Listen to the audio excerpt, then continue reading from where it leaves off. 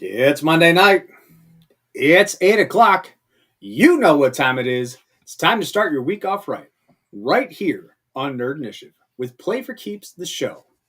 Don't call it a comeback, call it a reboot, because this week we're talking about the 2002 He-Man and the Masters of the Universe. Mickey, by the power of Grayskull, make it happen. You got it. I am Adam, Prince of Eternia, defender of the secrets of Castle Grayskull. This is Cringer, my fearless friend. Fabulous.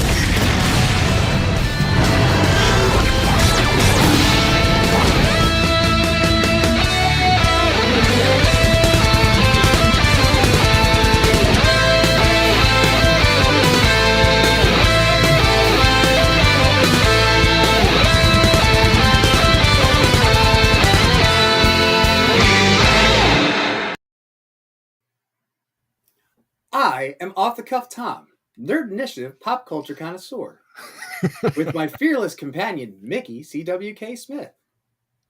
I was given multi. Oh shit! Coolest intro ever. Dude, honest to God, probably one of the best intros because you don't see it coming. But we're going to talk about that later. Yeah. But let's do things in the normal order of operations we do things. Welcome back to Nerd Initiative. Good evening. I hope you guys all had a great week. Welcome back again. My name's Off the Cuff Tom, Nerd Initiative's pop culture connoisseur, and with me, as always, is the voice of Nerd Initiative. That's right. He is the Orko to my He-Man because he does some magical things that you guys have no idea about, but we appreciate it. Honest to goodness, with me as always is Mickey CWK Smith. Mickey, how was your week, man? Oh, man, it's been a great week. I've been watching Masters of the Universe 2002, getting into this, looking at toys. I'm just, I got reinvigorated because last week was kind of like, it was cool, Snake Man and all that, but this kind of like got me back excited again. Like I was like, oh man, let's go He-Man. Yep. I did a few rewatches. I didn't get through the whole series, but I was cherry picking certain episodes to make sure that we hit on some notes as far as what we're doing is in regards to the toy line. Like, hey, this toy debuted in this episode. And blah, blah, blah, blah. But yeah, it was a pretty darn good week having to jump back into this. Funny enough that this was the series. My wife watched this whole series before I did. That's awesome. And it wasn't like she watched in 2002. Like early in our relationship, we were trying to both learn about each other's, things that we both enjoyed. Like she had done a huge rewatch of Power Rangers, of which we will get to 1 month because I got to do a whole month on Power Rangers. Yes. Then we don't even need this guy here for those episodes. A little bit. But we have friends. Either way. So we're talking Master of the Universe 2002. But as always, we always got to talk about what happened first. So let's talk about what happened this week in toy news.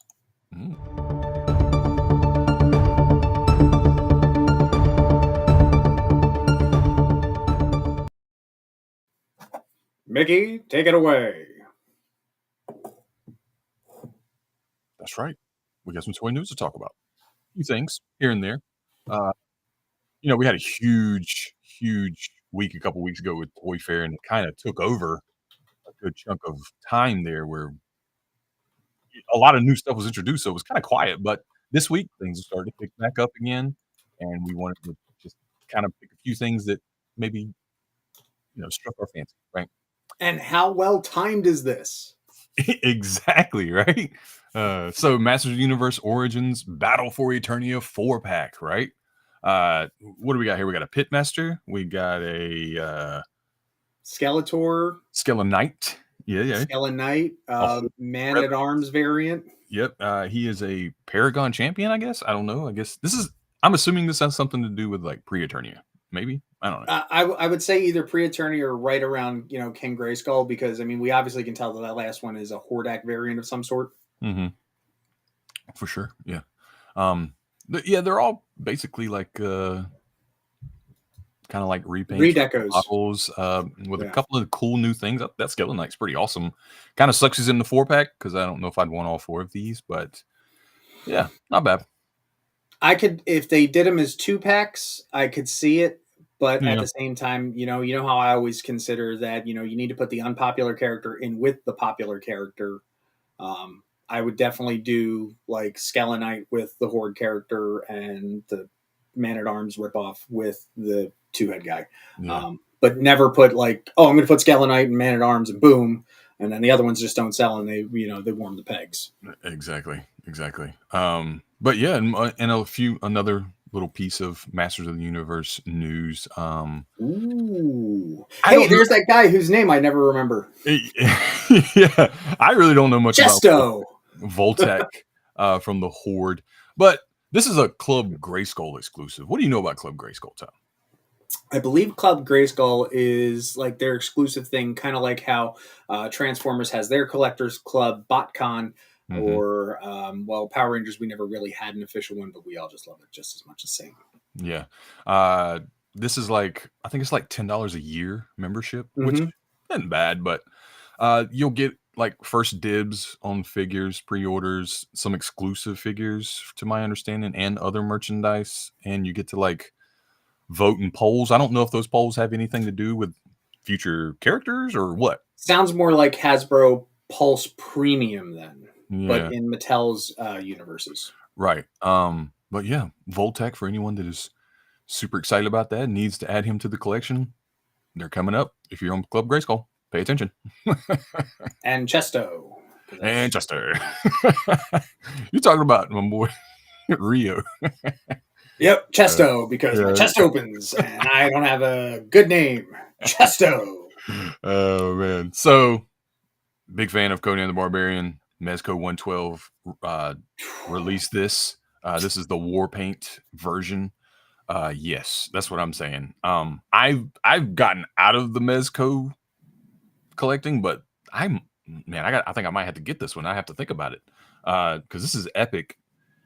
I love this movie, and this character looks this sculpt looks great. Everything Look, about let's be honest. It makes your wallet tremble, and and your wife's going to have the lamentations because you bought another figure. Yeah. Mezcos don't really go anything less than 100. You might occasionally get one for like 90, $80, but $100 is a safe bet. And I think this one is 115, I believe, right? If you pre-order it right now. And I would say that more than likely because you're paying for the franchise, you're paying for the fact of the likeness of Arnold. There's a lot to go into it. But I mean, my God, you've got the two hands already. You've got another 11, 4 different head sculpts, right? Or is it the same head sculpt on the? I think that's. No, that might just be 3. No, it's just 3. Yeah, and 2 hairstyles. Because if we couldn't get Fabio, at least we get the Fabio hair. That's right. You have a decapitated head to play with, the necklace, a sword, a dagger, and the snake. Oh, I love the snake thing. To straighten it out into like an arrow. That's great. Or like a spear. That was a really cool thing. I don't know how I feel about. Okay, so I'm looking at the sheath here, and you'll probably know better than I would. With that particular type of broadsword that it is, and I know there's a very specific term for it, so I'm just going to use broadsword as the generic. That sheath only goes down to the. It shouldn't go all the way down to the. What's the word? Crossguard, if I'm correct. It should only cover the sharpened blade part, if I remember correctly. Yeah.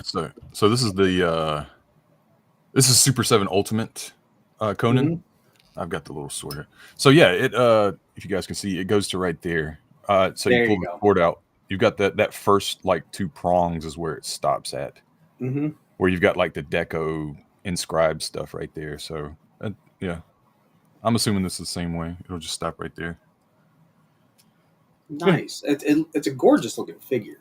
Yeah. And the fact that they were able to get the amount of white in on the particular parts that are over his eyes to really get the emote out of it. Yeah. Also, there's a couple more detailed pictures. Maybe, I don't know if it's doctored photo, promo images or what, but you could see like the color of veins in his arms and they're popping out. And I'm like, dude, that's sick. Like they're like almost a little bit blue. And I'm like, dude, that's good. So yeah. I wouldn't be surprised. Yeah. Mezco 112 Conan. Available for pre-order right now. Like Zoid Scoob. I love Jada Toys, especially recently. they have put out some bangers. There's Street Fighter 2. I've gushed over it on this show before, but Scooby 2, and this is Wave 1, and they look really cool. Yeah. I don't know, I guess just these 3 characters in Wave 1, but whatever. They look really good, though, and I love Jada toys. They come in good packaging, and they're high quality, man. They're well painted, they're well articulate, well sculpted, and these look just as good as anything I've seen. So, Scooby-Doo fans, check it out. If I've got too many things I'm collecting, I just can't. Maybe one day retroactively I could come back, but we'll see. But these are cool. So I like the fact that we have the pulled masks. Yes. Much like Chameleon was in the most recent Spider-Man Legends, or Hasbro Spider-Man line. I like the Scooby snacks. I like the face on there. And the wraps are really nice. Mm-hmm. The hands, you got to give them credit. These look solid. Now, for the first line, do you think that they did it smart and they're still working on the Scooby? Because you would think that if this is a Scooby-Doo line, it would be out in the first wave. Yeah, you would think so. Maybe. Or do you think they want to see how well this does before they really start putting the production on the second wave? That's probably what it is, especially with Shaggy. For some reason, over the last 20 years, has become he's kind of grown beyond Scooby-Doo. Like, he's a pop culture, like, my kids know who Shaggy is, even if they don't know what Scooby-Doo is. So, like, dude, they snuck him into a particular show, hanging out with Cheech and Chong. Come on. Yeah. Plus, you had that what was that game that he it's kind of like Smash Brothers, but it was the WB version that he was in, and they had that whole meme where he's like a Super Saiyan and stuff. So he's pretty popular now. I think he might be the most popular Scooby-Doo character, even more popular than Scooby-Doo himself. So, yeah. That could be a really good episode we could do. Characters, that have outlived That's a good idea. franchises. Yeah, absolutely. And the last thing, you brought this up earlier, so I'll let you take this one away. That's right. So we now have the Spider-Man 1977 version.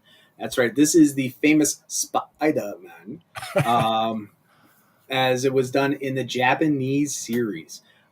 What's great also about this is that if you follow along in the comic books of everything that they were doing right now, we know our buddy Matt Groom had been doing this multiverse. Exactly. As ODPH Ken reminds us, that was the name of the DC game. Right. Oh, thank you. Yes. Yeah. Matt, we were talking before when we were talking about Inferno Go Red about, he had the opportunity to incorporate this character in to Marvel Comics officially. And this is also, believe it or not, folks, if it wasn't for this particular show, 1977 Spider-Man, we would not have Megazords in Power Rangers. Leopardon was the first mecha robot in Tokusatsu, which then had pushed the genre. So, yeah. Yeah. But this is a gorgeous figure. It is from their Walmart Collector Con. It is a Walmart exclusive. So, and there's limited quantities on Hasbro Pulse itself too. So, good luck. I can tell you that the Walmart's already sold out because I missed out. I tried to get on later that day on Walmart. I didn't check Hasbro, but Walmart was done. They were like, nope, sold out. So yeah. So this is going to be lucky if you find it, or if you know somebody that works at Walmart, have them walk down the toy aisle. And considering when they talk about when the toys hit their online retail to when they actually hit the shelf, depending on where you live, like for me, it's a 4-month delay. Oh, yeah. Here too. So. Yeah. Small markets, man. Yeah. Mm-hmm. That's why I miss my old job where I used to drive around between PA and New York. Because sometimes one college town had more, one college town had less. And you could also tell the local demographics based on the characters that are sitting on the pegs. And that is probably the most PC thing I can say about who buys what. Did you get any pickups this week? I got something the other day on sale at Books A Million. We were just kind of like out and about, and I was like, I'll stop and see. Ooh. An actual physical Books A Million store? Yeah. It's not in my town. I have to drive about 30 to 45 minutes to it, but we were in town. That's a normal drive where I'm at. I want to stop and see because sometimes they'll have a little gem in there because not a lot of people go in there. So, Who'd you get? I didn't find anything great, but I did find something in the clearance section, and it was this Loyal Subjects foot soldier. He's a little shiny there. Ooh, Only $10. Yeah, the best action line. Love that. Yeah. I don't have a like legitimate foot soldier to put on my shelf to go with my turtle, so I was like, hey, there's one. Dude, that's awesome. Now, I know I've been talking about it week by week, and I'm just too lazy to bring him into my office. But just so there's proof, all right, I have the blue Kamen Rider from O's. I've got the yellow one. Oh, dude, sick. And then my first Kamen Rider series was actually W, which was the one before O's. So I have the ultimate form of W. Nice. There's another one of these, and I'm not going to get it just because it's literally just this white silver part is done in gold, and it comes with these really fine like dragonfly wings. I'm like, nah, I don't need that. Yeah. Plus, it takes up like 2.5 feet on your shelf just for the wingspan. I bet it looks epic. And then finally, I got the purple Kamen Rider O's. I did do a review on eBay because it didn't say the description. One thing I will tell everybody that about Figuarts, over time, right here, you will get the stanky leg, where it just wants to hang and wobble. So posing can be very hard. I do have a trick on how to fix this. I will just say, look up the nail polish trick. Okay. If anybody has figures that have loose joints and whatnot, the nail polish trick is my go-to. I'm also extremely scared of when I do this and have to take the figure apart. Yeah. And so just look up the nail polish trick. Not bad. I'll have to check that out myself. So. Oh yeah, I had to do it to my Green Ranger originally. Oh yeah. My original Japanese Dragon Ranger. It's like my second figure I ever. No, I had one. It's probably my 5th one I ever had. Yeah. I'm going, oh my god, I'm gonna kill him! I'm gonna kill him! I'm gonna kill him! I'm gonna kill him! I'm gonna kill him! Because I have broken figure arts from either a fall or a stiff joint, or a stiff joint that fell and went. Psh. There's nothing. Through there's nothing 2 more. Shinken Golds, 2 Captain Marvelouses, and 2 Gokai Blues. There's nothing more frustrating than mine. Usually happens when they're too stiff or too hard. When I'm trying to pull something out and like the joint just breaks. Oh man, I just get so frustrated, so mad. Do you have a Keurig? Yes, I do. Heat her up. You get the tallest latte cup that you have and run a 12-ounce hot water through it and then dip your figure in. Yeah. I usually use everything like hair dryer. I like blow the hair dryer on it, but yeah. If it has soft goods, Yeah. I like doing the hot water because everything becomes malleable. Yes. Especially like with my clones, which you guys can't see back there, but my clones come in really stiff sometimes. And yes, I have dipped Rex in with his full skirt. I don't care. Heck yeah. Who cares? But you know what we do care about? Masters of the Universe March Madness. That's right. We are continuing on, and I believe Mickey just put up today. We're talking about a little bit of magic. That's why I mentioned it today. We've got some new characters up there. We have Hordak debuting. It's pretty obvious which one I'm going for on this. Okay. I think we need to adjust this. Why? Because shouldn't that say He-Man and Master Universe / She-Ra? Maybe. It's in that universe, I guess. I don't know. Yeah. I guess. I'll be that guy just for a moment. That's fine. But actually... Yeah. I would definitely... Look, mine is based solely on the voice actor because I adore Keith David more than anything in the world. So, Revelation all day. Yep. I could just listen to that man talk for an hour or 2 or 3 or 4. But also just, before we pull up this presentation, I do want to mention and remind everyone, and I expanded this giveaway, by the way. So take a look at this, okay? Because last time it was just the action figure, the He-Man, okay? Watch Play for Keeps every Monday night at 8 o'clock or anytime you want to on YouTube. Look out for our Orko Oops image, right? It'll be something... a mistake or something like that. It'll be a little fun little thing we put in there. By the last episode, you can submit the list of each Oops slide, and you'll be entered for a chance to win this huge prize pack. You got 2 trade paperbacks. You've got the 40th anniversary He-Man figure, and you got a little mystery thing down there. Who knows what that's going to be? Like, you can't tell from the picture, but hey, it's going to be fun, right? Oh, So, Trollo. so we got a cool little prize pack. If you guys are really paying attention, you got to check it out. You got to look. You got to find it, right? Mm-hmm. Yeah. And speaking of which, let's do it. So yeah, we are diving back in. We are talking about the 2002 series of He-Man and the Masters of the Universe. It had been, let's see, almost a decade since we've had any He-Man on TV. Yeah. And I gotta say, I think this was really one of those few times where absence made the heart grow fonder. It did.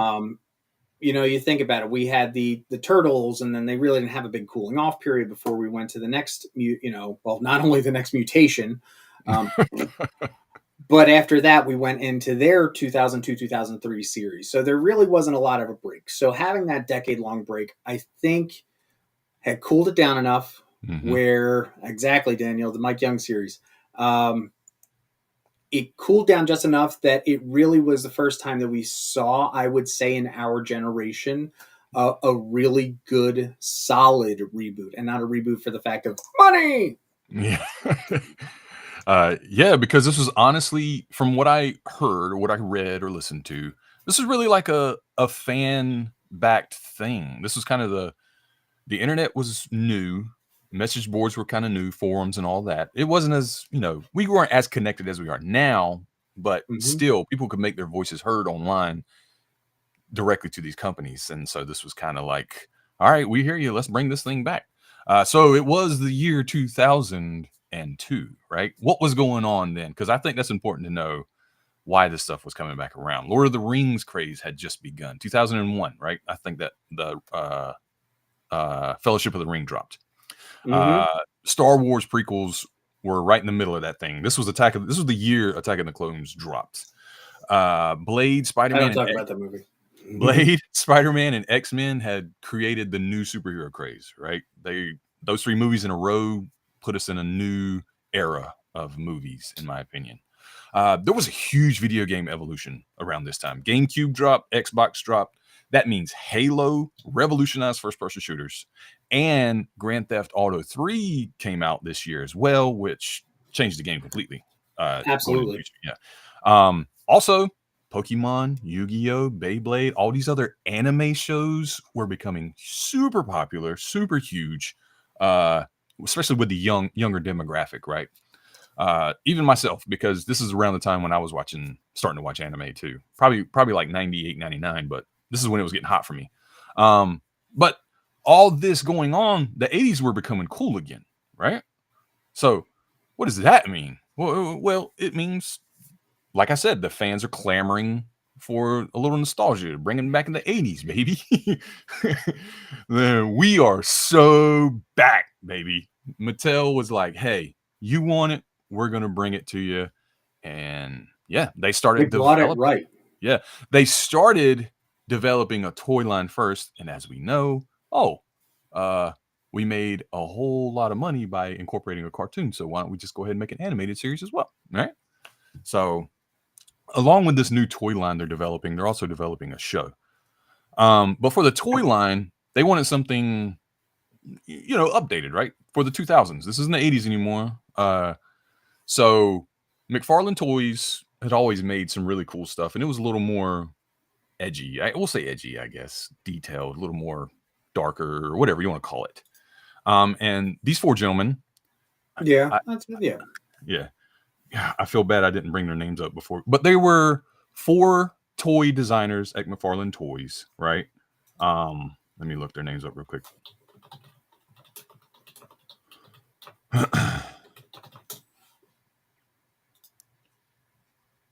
You probably got it before I do, didn't you? So Jim Prezzioni, Eric Treadway, Eric Mays, or Eric Cowboy Mays, and Christopher Dahlberg. Right. These guys left McFarlane to create their own toy studio, or whatever you want to call it. And they were called the Four Horsemen Studios. And so Mattel reached out to them because their stuff was kind of what they were looking for. It was in that realm of what they wanted. And if you don't know Four Horsemen Studios, I'm here to tell you, their stuff is beautiful. Now, all the stuff you see, all the stuff you see on screen now is newer stuff, not stuff they had made back then. But they've even borrowed some inspiration from Masters of the Universe in these newer lines. But still, they're not connected to any licensing, so they kind of make their own IPs and worlds and stuff. So if you're looking for something outside of like a franchise that's new and fresh, this is the way to go. And they make some cool stuff, man. And I don't have Figura Obscura up here because that's like their horror side of everything. But they've got some great stuff there too, man. So these guys are legit when it comes to that kind of sword and sorcery stuff. This is what they're looking for, right? And they've only actually done 4 IPs ever. They've done DC Comics. Yeah. And then they've done Masters. They did do Thundercats, which I think, I think we might have glanced over that. Yeah. And then Max Steel, which oddly enough, I was watching an episode of that today. Go figure. Well, I mean, they usually work in conjunction with somebody.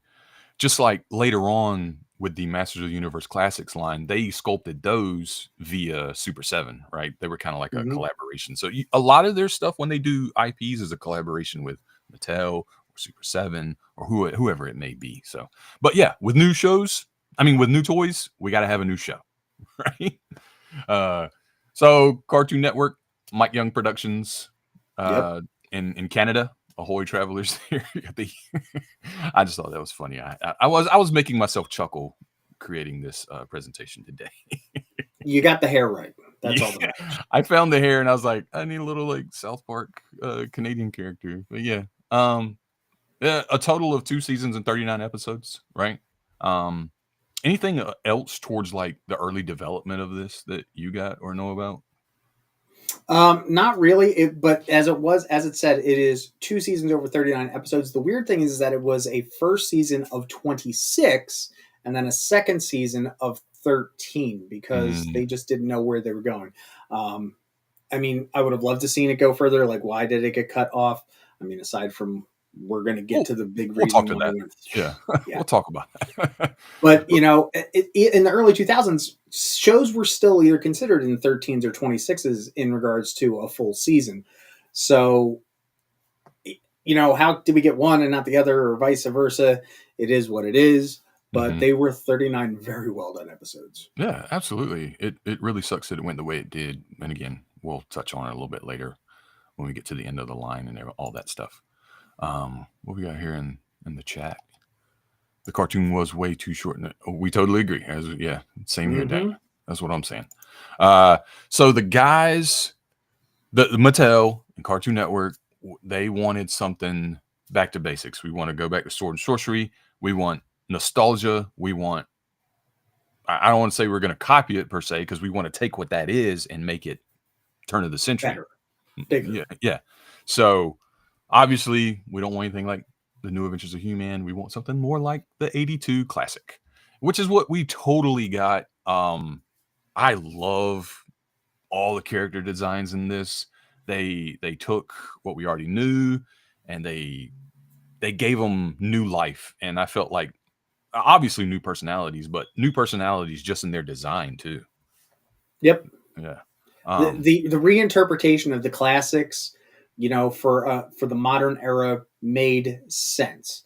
It's not like, going back to the New Adventures of He-Man. It's like, hey, we're just going to do a completely new body, a completely new thing, completely new this, that, and the other thing.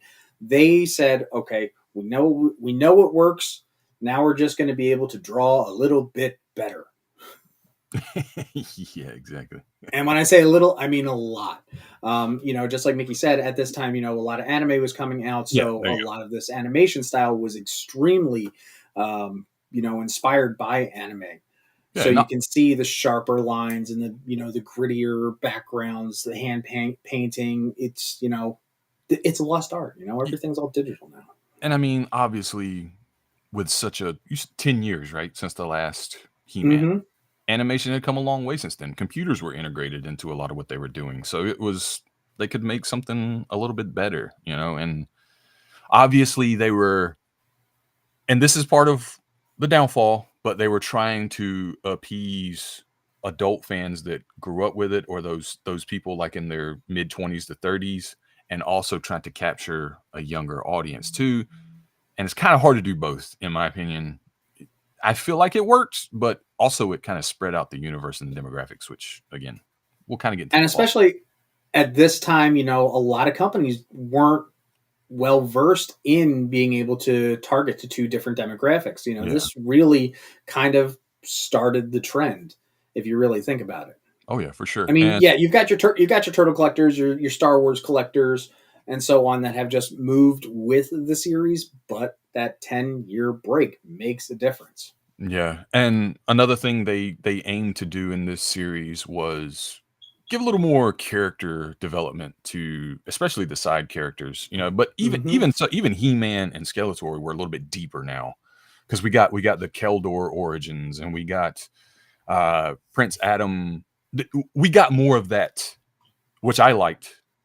That dynamic of Prince Adam and He-Man, where Prince Adam is like, I want to be like respected and like seen as someone who can do it without hulking out and turning into this guy. Like, I want to be respected for being Prince Adam, not necessarily being He-Man, which is a really cool dynamic we see in superhero stories sometimes too. So I thought that was cool. The other great thing is how they did his character design. As you look back at the original one, anybody with a pair of glasses, it was, oh look, Adam just took off his clothes and he's He-Man. But put these glasses on for just a second. But when you look at this series, Prince Adam and He-Man were two very uniquely, physically different characters. Skeletor, he had a more foreboding presence. This was also the first time we ever saw his glowing, beady red eyes. Yeah. All the evil warriors on top of that, they had more development. They weren't just, bad guy of the week or, set dressing. I love them so much. Triclops was awesome. Trapjaw was awesome. Beastman was okay. I feel like Beastman took a step back in this series just a little bit as like comedic, like. Well, between him and who's the other one? Clawhauser was his name. Clawful. Clawful. Yeah. And then there was an ogre type character. They were your Three Stooges. Yeah. But man, the way they did, and they updated a lot of these guys. I'm not saying they can hang with He-Man, but they weren't just getting like smashed every time they went up against him either. No, it was pretty. They could hold their own. Yeah, exactly. He-Man had a tan and Adam was pale. Yeah. He was also a lot smaller. Cam Clark did Prince Adam and He-Man. You might also recognize him since we've said Turtles many times. He was the original voice of Leonardo. The great Gary Chalk was Man-at-Arms, probably one of the best iterations of Man-at-Arms, and you can go check out that bracket we have on there. Right. I know I voted differently for reasons. Michael Donovan did King Randor. Lisa Ann Bailey did Tila. Yeah. Brian Dobson as Skeletor. Kathleen Barr as Evil Lynn. And Paul Dobson as King Hiss. Wait, we're talking about Snake Men? Hold on. Mm-hmm. I think the whole voice cast was Canadian with the exception of He-Man. I think he was the only American voice actor, if I'm not mistaken. Because the production was in Canada, obviously. So they were doing everything in Canada. The animation, the recording, all that stuff was done in Canada. So I think they only had the one. What was his name again? Cam Clark. Cam Clark. Yeah, I think he was the only American on that cast. Not that it matters. I just thought that was interesting. Yeah. But obviously, let's move on to the toys. Okay. And we'll come back. We'll come back to more of the animated series.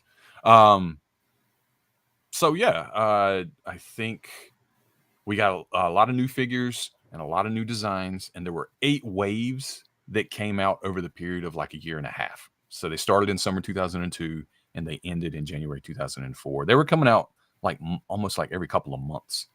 You got new creatures, you got new vehicles, a couple new play sets, and you had deluxe figures as well as minifigures, which I dig the minifigures. I like stuff like that. So I thought that was a pretty cool addition to what they were doing. As you can see, the cards were they look reminiscent of the old cards, but they were new as well. So that was pretty cool. And obviously there were some huge upgrades here. They all don't go to the same gym.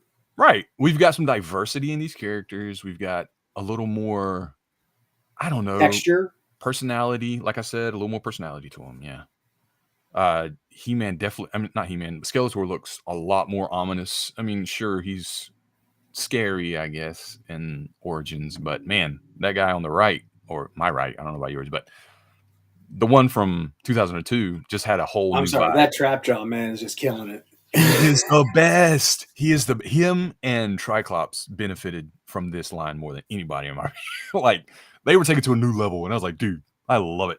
I love it. Oh man.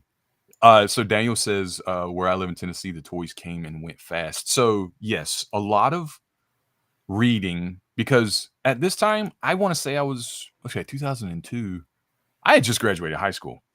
So for me, I wasn't really paying attention to toys and cartoons anymore. I was paying attention to girls and music and stuff. But I still paid attention to this show, right? Because my little brother was watching. I was like, oh, there's a new He-Man? Cool. But yeah, a lot of what I read was these toys didn't stay on, certain toys didn't stay on the pegs long. The copious amounts of variants did, which again, part of the downfall we'll get to, because they definitely took a hit. But yeah, these are all the new Four Horsemen designs, and everyone got to upgrade. I wish I could. I didn't want to put too many people up here, but they all look better from top to bottom. Everybody looked cooler. So yeah, there you go. Now, as you can see. I can say I was in a different place at this point in my life in 2002.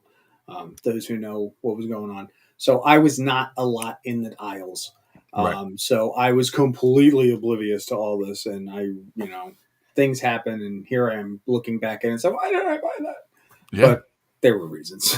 That's another thing that probably brought He-Man back, and some other properties was what happened in 9/11 2001.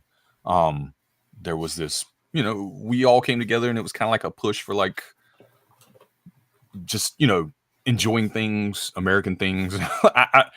So a lot of things got revived because of that, and I think this benefited. I hate to say that, but this kind of like benefited from that. Like, we're all down and sad, and like we need to pick me up. This was kind of part of that too, I think. But anyway, you know how much I love my vehicles, right? Oh yeah. I'm not going to get too detailed in them, but there were a lot of new vehicles. I didn't want to put them all on the presentation here, but they all kind of resembled like animals in some way, kind of like the classic too. But I feel like the classics leaned more towards dinosaurs a lot of times, and you did get that here with like dragons, but you also got like eagles. You got like a squid. You got the whale. Yeah. Now you're talking about the Battle Hawk. There was also a second version of that, of something similar to that was done as like a troop transport in the cartoon. And we were talking about CGI. They were done with CGI, as a matter of fact, for wide shots and for landing shots. So that, again, 2002, the incorporation of CGI into the cartoons, really, this is where you started to really see it on a more regular basis. Yeah. A lot of them took inspiration from the OG cartoon, as well, as we can see right here with the I think it's Ramosaurus. Is that what it's called? No, Bashosaurus, and the Bashan Beetle, which kind of had that same mechanic, right? Of course, that Bashan Beetle looks great, man. Like, that's a really well done vehicle. Like, it's very detailed, very extravagant. It's very cool. I think the vehicles in this line, as I've always said, Master Universe vehicles are pretty cool. And these are too. I think they did a good job of sticking with that. So, yeah, that's yes, for toddler hands, the originals are great, but the new ones are great for big boy hands, for displays and dioramas and stuff like that. Big boy hands, just big boy hands. And of course, you had like Battle Cat and Panther and all those other cool creatures too, right? As you can see right here, where Prince Adam is riding Battle Cat. Oh no, that's not Battle Cat. Sorry, I got confused. I got confused with sorry. Daggone it, Orko, you did it again. Oh, Tralla. But we did get some play sets, including the most important play set of all, if you're talking about Masters of the Universe, and that's Castle Grayskull 2.0, right? Again, I think they knocked it out of the park. Just, if the OG, it's not as good as, it's probably not as cool as that, just because it's not original, but it folds in on itself. It opens up. It's really cool details on the inside. They don't really have any like cool mechanisms like that trap door in the, Yep. in the original, but I think sculpt wise, it looked really good. Yeah. I'm on the fence on this one. Yeah. I don't like the white on the skull. Okay. I wish it had the blacked out eyes. I think Yeah, it is reminiscent. It's 99% there. It's an homage to the Castle Grayskull. Yeah. That top turret should be round. And the fact that they saved on plastic by making it so much smaller and only having the two sides instead of the whole thing that opens up like a briefcase or like a folder. Yeah. But again, this is me just nitpicking, like total nitpicking. Like there was never a trellis right there at, in the front of Castle Grayskull. It was there just because, the toy demanded it. Well, you were bringing it up before the show, talking about there was a really cool episode about the creation or the origins of Castle Grayskull and why it kind of looks the way it looks. Yes. Tell us a little more about that. So in the show, if you ever noticed, it doesn't matter what iteration of He-Man that you watch, Castle Grayskull has always been in this very ominous, weird, looking, it sits on this plinth of a plateau in the middle of a, chasm with just the drawbridge. We come to find out in season 2, episode 9, The Power of Grayskull, which is a complete flashback episode to the original King Grayskull. What happened is how King Grayskull took care of the Snake Men and sacrificed himself, and thus imbuing the sword with the power of He-Man, and that's how we get the Eternals and all the great stuff that comes in with the lore, which connects even further down now. Mm-hmm. That during that particular battle, a massive donut of a wave of power literally just went around Castle Grayskull and down into the depths of wherever the heck the Snake Men were, banished to. And that's why Grayskull sits the way it does. Okay. If you go back to the episode, you'll actually see it is bright and white. And then, millennia later, decay and whatnot gives it that particular patina, as it were. Okay. So I didn't get that far on my rewatch, right? And so you're telling me the Snake Men were like under the Yep, there's a whole portal, and there was a whole thing about it. Okay, and that was nice about the Snake Men, how they reincorporated them into the first part of into the first season, and then they were still a sometimes villain in second season. They briefly brushed upon the Horde, like yeah. But yeah, we did get the Master of the Universe versus the Snake Men in season 2, but we started getting the breadcrumbs for it in season 1. We saw Rattler and Cobra Khan were the original characters that they had brought out, and you saw flashbacks, and you saw King. You didn't even see King Hiss until he debuted in season 2. Yeah. But you in the flashback you saw Tongue Lasher, you saw Snake Face, you saw. Oh crud! What are some of the others? There's so many of them. Cobra Khan. Yep, he was already there. Yeah. But it was just so funny. Just add an or, or an R, or an ear at the end of any type of snake name, and that was a snake name. Yeah. But when they brought in Cobra Khan, or when Cobra Khan and Rattler was able to free King Hiss, the leader of the Snake Men, I was kind of disappointed with the design. Oh, the design. Okay.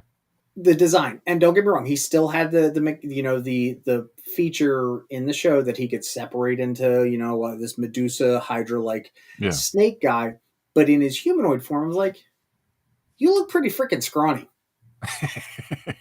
But when he showed up on Snake Mountain is literally, he could control it mentally to make snakes out of the ground, to open up holes, to catch people, to bind people. Like, it was creepy as heck. Skeletor walks in, King Hiss is up on the throne and said, "You mean my throne?" And like the two stair rails that go down the steps, right? Yeah. He just turns into big old snakes and just goes and catches them. I'm like, okay, I'm down with this. I still don't like your design, but you're cool. Yeah. They got a totally new intro for season 2 too, and that was based solely on the Snake Men, which is really you can see King Hiss standing on top of Snake Mountain, and like that, you have that big snake sculpture, rock formation, whatever, and then like it moves. Heads. Yeah, I was like, that is awesome, man. I enjoyed that. Mm-hmm. And I feel like the intro music's cooler in that one too. So yeah. They did it right. Yeah, They kind of did make the footprint to what we need to see or what we've gotten in reboots and redos down the road. Yeah. Of course, with the debut of the Snake Man in season 2, there was Too bad. That's his name. I always forget his name. We had like Chestor. We had new packaging, had new characters, new variants of He-Man, Snake Hunter armor, and Snake armor or something like that. So yeah, you had these new card backs that was very focused on the Snake Men side of this new season. Whether that was a good thing or not, I don't know. I don't know. So the snake armor is specifically the throwback to King Grayskull's armor in season 2, episode 2, I believe. This is where the sorceress says, I am going to give you the powers of the past to deal with the blah, blah, blah of the future. You'll see when you transform. And that's where we get snake armor. And if you look at it compared to King Grayskull's armor, it is exactly the same. Yeah. As Daniel here says, Snake Mountain was literally a snake god. That's pretty cool. I didn't know that. You're already showing it. We've got some variants. Yeah. Yeah. So I like variants. We're gonna talk. Oh, variants are coming with some regard. Like, oh, Stratus got a tan, a really big tan. Yeah, and that was I'll just go to the next slide, because that was a big problem with distribution of these toys, was that there were a ton of variants. In particular, He-Man and Skeletor, right? You have 14 He-Man variants. Look at all of them, right? And I know they're small because I couldn't get them all big enough for us to see, but some of them, I'm like, why? Samurai He-Man? Who cares? Like half of these. We do now because we use that in the Turtles of Grayskull line. Just saying. That's true. That's true. Well, that's what all this stuff is, just like throwback now for new stuff. Like, oh yeah, you remember we made this toy back in the 2000s, and now we have an updated version of it. But not only them, there were several other characters that either got repaints or different cards, but they were the same character, and things like that. And there was only like 4 or 5 characters that had one singular toy. Right. Yeah, that was them. So variants were a problem because these toys became peg warmers, which we know there's a lot of peg warmers today that I notice. Theory. Eerie? Theory. Do you think these guys from Four Horsemen were of the Batman 89 and Batman Forever, the Batman mindset? Because everybody needs an Arctic Blast Batman. Yeah. I don't know how Batman... I think Batman had so many variants. Like he was the first one that we actually started making fun of for having so many ridiculous variants. I'm wondering if that sort of idea of, oh, well, people will buy it, if that mindset went into making all these figures. And I think that most of the Batman stuff was in the 90s that we're talking about. Mm-hmm. And I think they benefited from, I will say I'm in the demographic that I was young enough to, I guess, fall for it or like care, because I would buy those like Batman Forever variant suits or Batman Returns, like, because I was really into it at that time. I think it's because we were young enough, but once we got to the 2000s and we were all in our 20s now or 30s, we were like, nah, I don't want all this stuff. But yeah, I don't know. I don't know how I think Batman survived it because it's bigger than toys. Whereas Masters of the Universe is toys, honestly. Sure, they have animated iterations, but their main thing is the toys. Whereas Batman's main thing is comics and movies, honestly. And shows in some cases, like the animated series. But, yeah. But this was a big problem with the show here. Scheduling. Trying to chase the audience, right? Cartoon Network's like, we're just trying to find a place to put this where people will watch it, because we've got 2 different demographics. You want to put it on after school for the younger audience, but you also want the older audience to see it, because they have to work a little bit later. So what do? Or we put it on Saturdays, and Cartoon Network was just having a hard time finding a time slot. Honestly, if they would have aired it at a kid's time and then possibly have considered putting it on in the early part of Toonami, I think that Yes, would have changed yes. everything. Oh yeah, for Coming sure, up next on Toonami. dude. I miss the Peter Cullen Toonami. It was so good. No hate on Steve. Oh God, I can't remember his name right now. Steve Bloom. Steve Bloom. No hate on Steve Bloom. His is great too. But man, that Peter Cullen one. Every time I hear a Peter Cullen Toonami spot, like I'm a teenager again. I'm like, this is great. But yeah, they should have found a place and stuck with it and Yep, advertised. and they didn't. And Cartoon Network is synonymous with this. If you go back about a year ago, before Mickey, just joined on here, I had the 1 season wonders. Yeah. And we did Green Lantern, the animated series. You know how many times Yeah. that thing jumped around? And Young Justice and Cartoon Network did not know what they were doing. Right. This is another prime example. I think it was a hard time. It was a hard time for toys. It was a hard time for animation that wasn't anime, and it was a hard time for just TV in general, just because of what was happening in the world, what was changing, everything, video games, internet, all that stuff. But so He-Man falls again, right? The show ends in the middle of season 2.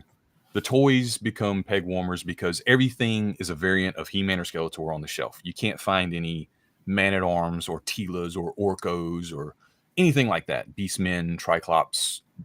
You saw how cool that trap jaw was. Would you be mad that every time you went to Toys R Us, there's just a wall of He-Man and Skeletor and you can't find that awesome trap jaw that we saw earlier? I would be mad. I'd be like, are you kidding me?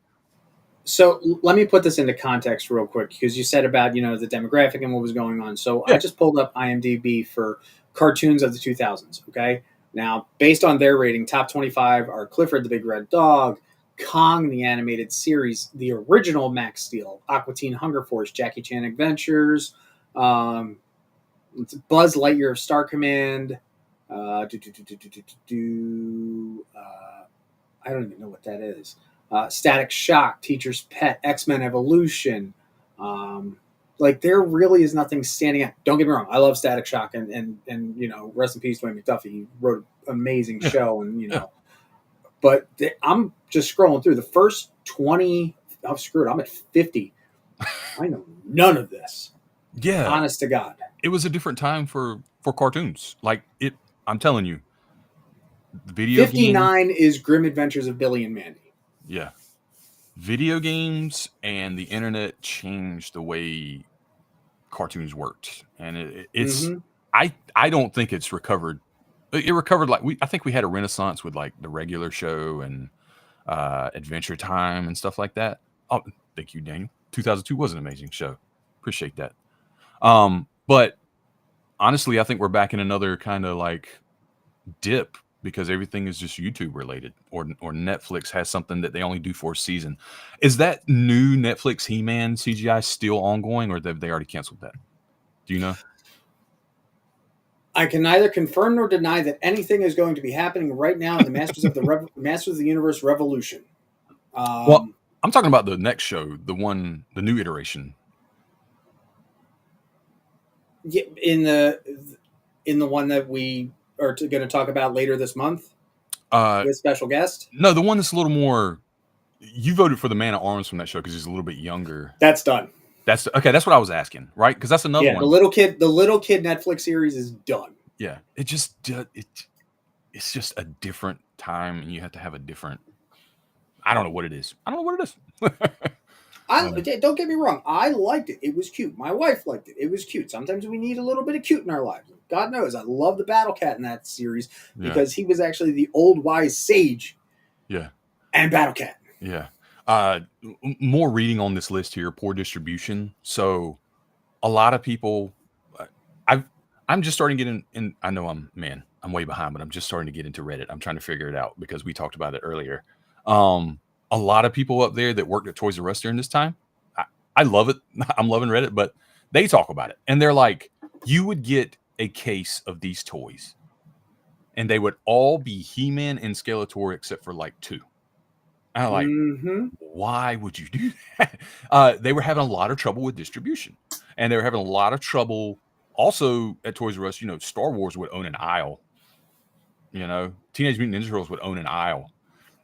Master Universe had a hard time. Have you met my new best friend down here? Yeah. Thank you. It really was. I agree. But again, like I said, and you just got too many peg warmers. And when you have peg warmers, that tells their inventory system that they're not selling. Exactly. And if they're not selling, they're not sending more. Exactly. So you're just sitting there. You're sitting on those He-Man and Skeletors, and you're not getting anything else. And people aren't going to come buy those, and they're just going to go out. And it's boo on Mattel thinking that, oh, hey, we're just going to repaint it and put a new accessory in, and that's what's going to sell. Yeah. But wait, there's more. So really, you had to use Billy Mays? Like I know he's in Preternia, but come on. He's the man. He's the greatest salesman of all time. I would buy anything Billy Mays told me to buy. All right. And this is Billy Mays working for NECA, because NECA is like, hey, we'll pick up this license. We'll keep going with it. Right. But of course, there's a lot of contract issues. They couldn't do like articulation. So these were what you would call staction figures. They're statues. Right. But what they did is they took all the characters that were not made, that didn't get a chance to be made, and they made them into these staction figures or statues. They had like smaller ones and larger ones. And look at them, man. They look so cool. They look so cool.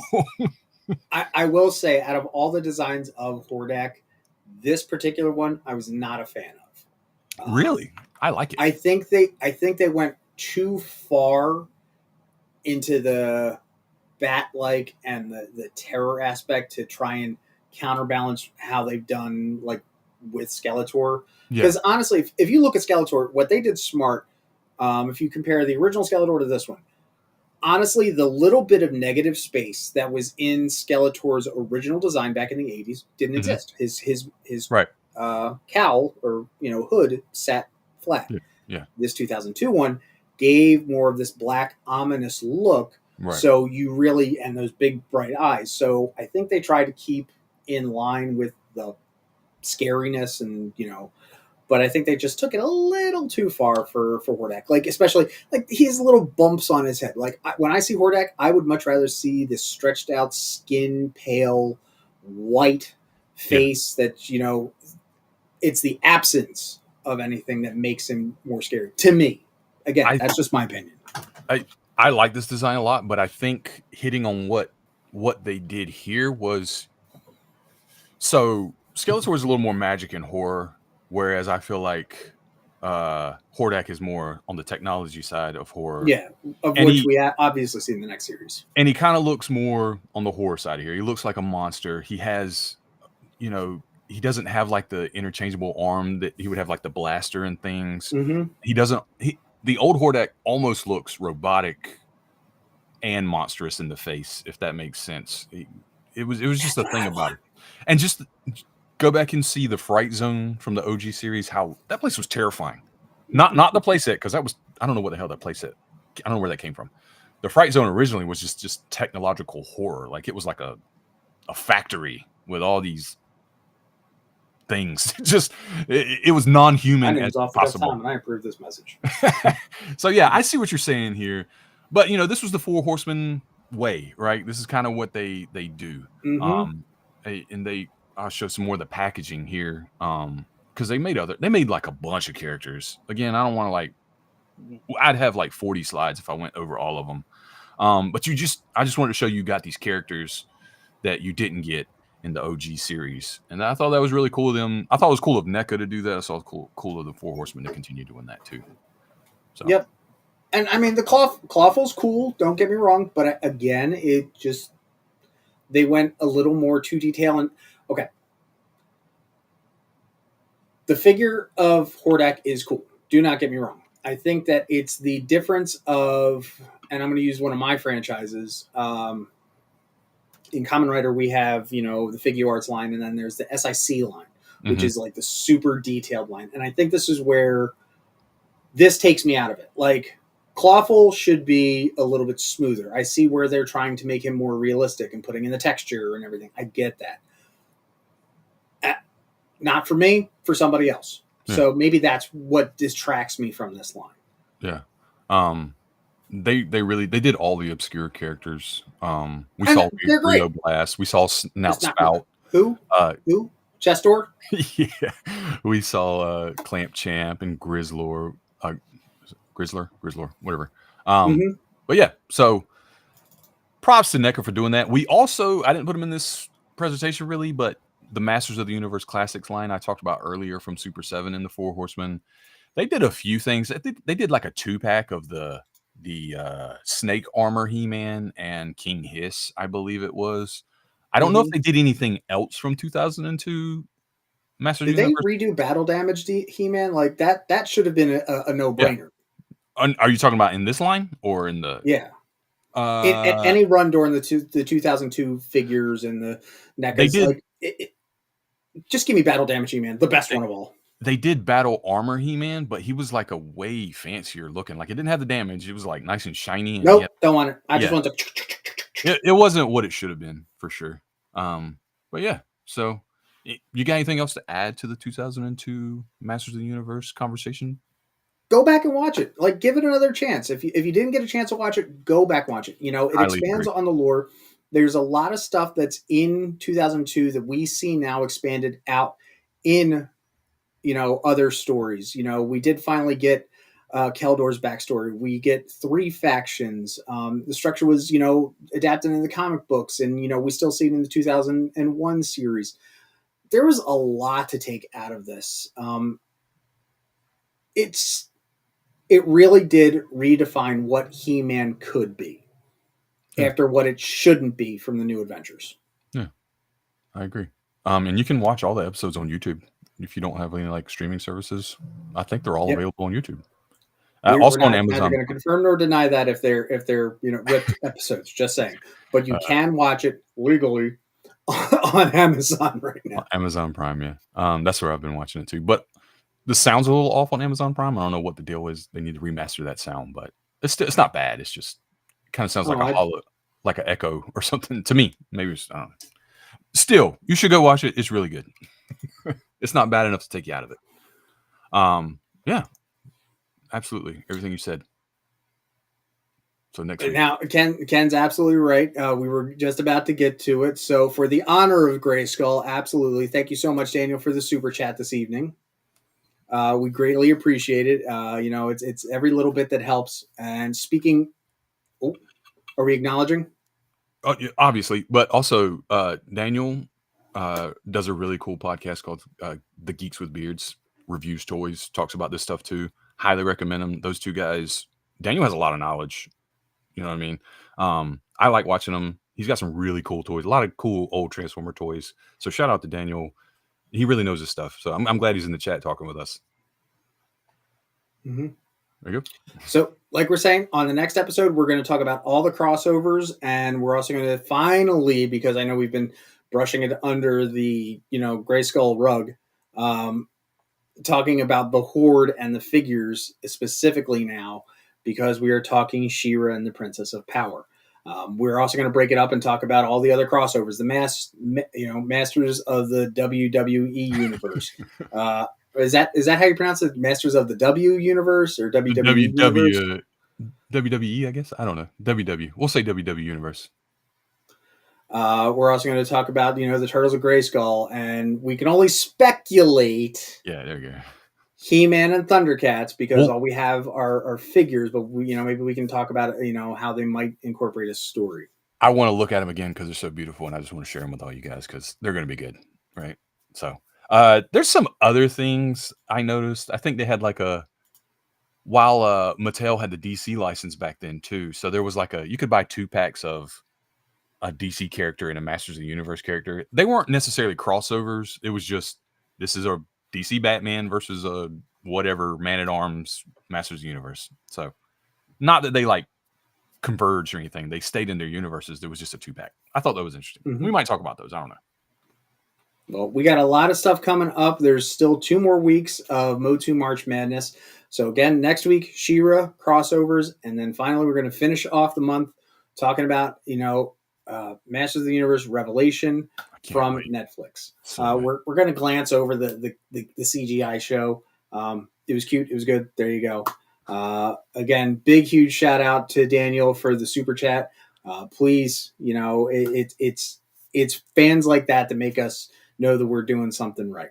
Absolutely. But if you want to know what we're doing, what you got to make sure that you do, as always, is you got to make sure that you hit that subscribe button.